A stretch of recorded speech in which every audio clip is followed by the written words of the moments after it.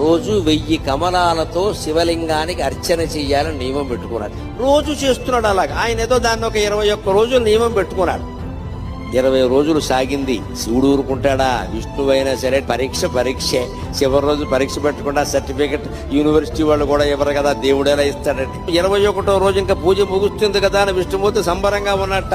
రోజు చెరువులో 1100 కమలాలు పైన పోస్తున్నా, నేను 1000 పోస్తున్నాను, బాగున్నావు చూసి అంచేత అలా అని పెడితే ఆ వేళ ఆశ్చర్యకరంగా 999 పూసాయి. ఎంత వెతికినా 1000 కమలం కనపడలేదు.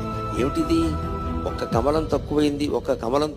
ఈ కమలం ఎక్కడి నుంచి తేవాలి అనుకుంటే ఆయనకి ఏమొచ్చిందంటే, నన్ను అందరూ కమలాక్షుడు అంటారు కదా, నా కళ్ళు కమలాలే కదా, కమలం తక్కువైతే ఏమైంది, ఇంకోటి తక్కువైనా పర్వాలేదు, నాకు 2 కళ్ళు ఉన్నాయి కదా అని ఒక కన్ను బాణంతో తీసి శివుడు పాదాల ముందు పెట్టాడమ్మా. అది విష్ణువు యొక్క భక్త కన్నప్పెంతో విష్ణువంతి.